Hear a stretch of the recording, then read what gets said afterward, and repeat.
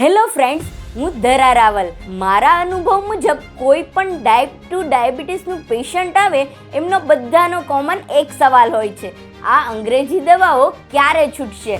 Type 2 diabetes માત્ર sugar વધે તે નથી. તેનું મુખ્ય કારણ છે ઇન્સ્યુલિન રેઝિસ્ટન્સ. મતલબમાં બોડી ઇન્સ્યુલિન તો બનાવી રહ્યું છે, પરંતુ તેના સેલ્સ બરાબર રીતે ઉપયોગ નથી કરી રહ્યા. તેનાથી બ્લડ શુગર સેલ્સની અંદર જવાને બદલે બ્લડમાં જ રહી જાય છે અને લીવર પણ ઇન્સ્યુલિનની વાત ન સાંભળીને જમાવેલું ગ્લુકોઝ બ્લડમાં રિલીઝ કરતું રહે છે અને તેનું રિઝલ્ટ શુગર કોન્સ્ટન્ટલી હાઈ આવે છે. તો આ જ કોન્સેપ્ટ બેઝ એક આયુર્વેદિક સપોર્ટ ફોર્મ્યુલેશન રેડી ક્લિનિક ડાયા કંટ્રોલ, જે પેશન્ટને રિકમેન્ડ કરી શકાય છે.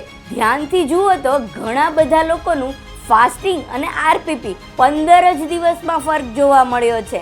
આમાં લગભગ 12 જેવી જડીબુટ્ટીઓ. આનું કામ માત્ર શુગરના આંકડાઓ પર કામ કરવાનું નથી, પરંતુ બોડીમાં ઇન્સ્યુલિનનું વ્યવસ્થિત યુટિલાઇઝેશનમાં મદદ કરવાનું છે. જો તમે પણ ટાઈપ 2 ડાયાબિટીસથી પરેશાન છો તો તેના મુખ્ય કારણ પર કામ કરવાનું શરૂ કરો, કારણ કે સાચી અપ્રોચ સાથે શુગર કંટ્રોલ શક્ય છે.